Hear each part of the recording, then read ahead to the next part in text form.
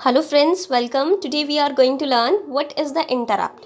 तो मैंने already videos बनाई हैं रिसोर्स कॉन्फ्लिक्ट्स पे, किस तरह से हम उन्हें मैनुअली आइडेंटिफाई कर सकते हैं, क्या प्लग एंड प्ले क्या होती है, जो बहुत इंपॉर्टेंट टेक्निक है। और उसके अलावा मैंने बहुत सारी वीडियोस बनाई हैं कंप्यूटर हार्डवेयर पे, तो प्लीज़ आप उन्हें वॉच आउट कीजिए। अब देखिए, इंटरप्ट भी जो है ये बहुत इंपॉर्टेंट कॉन्सेप्ट है। तो आज हम पढ़ेंगे कि इंटरप्ट क्या है और इसकी कितनी टाइप्स होती हैं और इसके अंदर एक पूलिंग कॉन्सेप्ट है और इंटरप्ट में क्या डिफरेंस है। सबसे पहले हम पढ़ेंगे कि इंटरप्ट क्या होता है। तो जो इंटरप्ट है वो एक मैसेज की तरह होता है। मैसेज होता है, सिग्नल होता है जो हमारा सीपीयू को, हमारे पार्ट्स ऑफ जो कंपोनेंट्स होते हैं जितने भी कंप्यूटर के डिवाइसेस के, तो वो क्या करते हैं, जनरेट करते हैं सिग्नल्स और वो सीपीयू को दिया जाता है। अब वो सीपीयू क्या करता है कि देखिए, मैंने आपको पहले भी बताया था कि जो सीपीयू की इन्वॉल्वमेंट जो होती है वो मैक्सिमम होती है। हर एक एक्टिविटी में सीपीयू की इन्वॉल्वमेंट रहती है। तो हमने उसकी थोड़ी रिड्यूस करने के लिए हम पीछे पढ़ा था कि डीएमए कंट्रोलर किस तरह से उसकी मिनिमम करता है उसकी इन्वॉल्वमेंट सीपीयू की। तो हर एक, अगर मैं बात करती हूँ, सपोज सीपीयू कोई प्रोग्राम एग्जीक्यूट कर रहा है और अगर वो प्रोग्राम एग्जीक्यूट कर रहा है और उसके बीच में किसी और डिवाइस ने सीपीयू की अटेंशन चाहता है कोई, तो वो क्या करेगा, इंटरप्ट जनरेट करेगा, सिग्नल जनरेट करेगा। सिग्नल किसके पास जाएगा, सीपीयू के पास जाएगा। और सीपीयू के पास जो सिग्नल गया है दैट इज़ द इंटरप्ट। तो वहाँ पर एक इंटरप्ट कंट्रोलर रहेगा जो सीपीयू के पास होगा, इंटरप्ट कंट्रोलर। तो वो इंटरप्ट कंट्रोलर उस इंटरप्ट को चेक करेगा कि किस डिवाइस से किस डिवाइस का ये सिग्नल आया है, क्यों उसको ये चीज़ चाहिए और क्यों ये सिग्नल उसने क्यों जनरेट किया है, और उसे किस टास्क के लिए वो सिग्नल चाहिए, कि जो अभी सीपीयू काम कर रहा है उसकी प्रायोरिटी हाई है या फिर जो डिवाइस ने अभी इंटरप्ट जनरेट किया है अपने काम के लिए उसकी प्रायोरिटी हाई है। तो उस बेसिस पे वो उसे जो है सीपीयू जो होता है वो अपना एग्जीक्यूट एलोकेट करता है। तो it is a message from one part of the computer to the other part to tell the system that it requires to stop, but it is doing and execute something else. An IRQ is also known as an interrupt request. इसे हम interrupt request कहते हैं. It is a name given for actual signal. Actual signal के लिए इसे नाम दिया गया है. It is used when the peripheral request an interrupt for the services of memory and the processor. जितने भी peripheral devices हैं, जब वो processor के लिए request करती हैं तब ये इसे हम interrupt कहते हैं. So, the interrupt request channel or the hardware interrupt are used by the various hardware devices to signal the motherboard that a request must be fulfilled.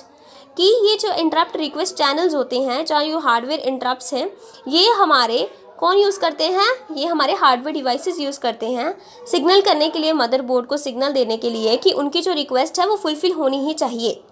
Interrupt plays an important role in how the processor performed input and output processing.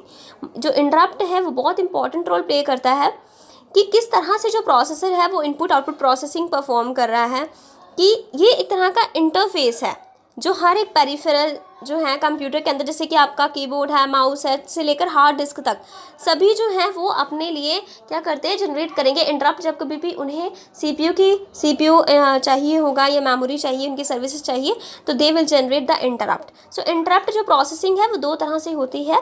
सबसे पहला जो होता है process में आता है that is pooling and second one is the interrupt. Pooling में क्या होता है कि ये जो प्रोसेसर, एक ऐसी टेक्निक होती है जिसमें जो प्रोसेसर है वो हर एक डिवाइस के पास टर्न बाय टर्न जाएगा और उनसे पूछेगा कि उन्हें कोई काम करवाने की ज़रूरत है या नहीं है, कि अगर उन्हें प्रोसेसर की ज़रूरत है या नहीं है। तो इसे क्या कहते हैं, पूलिंग ऑफ डिवाइस कहते हैं, क्योंकि जो हमारा प्रोसेसर है वो हर एक डिवाइस के पास टर्न टू टर्न जा रहा है और उनसे पूछ रहा है कि आपको मेरी ज़रूरत है, मैं कोई टास्क परफॉर्म करूँ। And however, this method is not used as it wastes times in checking every device. हमें पता है कि सीपीयू जो होता है उसकी इन्वॉल्वमेंट, उसका जो काम है वो बहुत ज़्यादा, मतलब देखिए, अगर सीपीयू को हम मिनिमम से मिनिमम इन्वॉल्व करना चाहते हैं कि जो बाकी की एक्टिविटीज़ है उनमें मिनिमम से मिनिमम इन्वॉल्व हो, ताकि वो अपने जो काम को बेटर वे में यूटिलाइज़ करके एफिशिएंट वे में हमें काम दे सके। तो अगर वो छोटी छोटी चीज़ें चेक करेगा कि मेरा डिवाइस को फ्री है, उसे मैं चाहिए नहीं चाहिए, तो यहाँ पर क्या बिल्कुल वेस्टेज ऑफ टाइम होगी कि जिसमें वो चेक कर रहा है, डिवाइस जाकर पूछ रहा है उनसे। Interrupt in this technique, the processor checks if any device requesting services through the interrupt controller. Interrupt में क्या होता है कि प्रोसेसर चेक करता है कि कोई भी डिवाइस ने रिक्वेस्ट की है सर्विस के लिए इंटरप्ट कंट्रोलर से। सो जो इंटरप्ट जनरेट होता है जब कभी भी कोई भी डिवाइस सर्विस के लिए डिमांड करेगी, जब भी उसको ज़रूरत होगी तो वो क्या करेगी, इंटरप्ट जनरेट करेगी। तो प्रोसेसर उसी टाइम पर अपनी करंटली जो भी एग्जीक्यूशन कर रहा है, सपोज वो करंटली कोई प्रोग्राम एग्जीक्यूट कर रहा है, तो वो वहीं पे रुक जाएगा और उस पहले उस give the services to the device, और वो उस डिवाइस को सर्विस देगा। If at a time more than one device are requesting service, अब ये भी हो सकता है कि एक से ज़्यादा devices eight a time processor के लिए उसको रिक्वेस्ट कर रही हूँ, उसके लिए इंटरप्ट जनरेट कर रही हूँ, देन क्या होगा, then depending upon the priority of the interrupts can be serviced. Then क्या होगा कि जो प्रायोरिटी बेस्ड, मतलब जिसकी प्रायोरिटी हाई होगी डिवाइस की, उसको वो जो सर्विस मिलेगी प्रोसेसर की, मतलब प्रोसेसर उसको एलोकेट हो जाएगा, उसका काम जो है वो परफॉर्म करेगा, उसका टास्क परफॉर्म करेगा।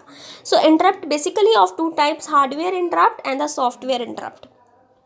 तो हार्डवेयर इंटरप्ट और सॉफ्टवेयर इंटरप्ट को हम अपकमिंग लेक्चर्स में पढ़ेंगे। सो आपका ये मेन कॉन्सेप्ट जो है इंटरप्ट का, आई होप इट्स क्लियर। सो आपको चाहिए क्या है कि आप पहले जो रिसोर्स कॉन्फ्लिक्ट पे मैंने वीडियो बनाई है, मैनेज रिसोर्स कॉन्फ्लिक्ट पे बनाई थी, और मैंने प्लग एंड प्ले पे बनाई है, और भी बहुत सारी वीडियोस हैं मेरी कंप्यूटर हार्डवेयर के रिलेटेड। तो आप प्लीज़ उन्हें एक बार ये सभी को वॉच आउट कीजिए, ताकि आपके जब बेसिक कॉन्सेप्ट्स क्लियर होंगे, तब आप जिसके आगे आगे जितने भी कॉन्सेप्ट्स आएंगे, मेन कॉन्सेप्ट्स आएंगे, आप उन्हें ईजिली अंडरस्टैंड कर पाएंगे। और प्लीज़ सब्सक्राइब कीजिए ताकि आपको लेटेस्ट नोटिफिकेशंस आती रहे। मेरी डेली अपलोड्स हो रही हैं वीडियो, तो प्लीज़ आप उन्हें सब्सक्राइब भी कीजिए। Thank you friends. If you like my video, please like, share, subscribe my channel and do comments. If you have any query, thank you.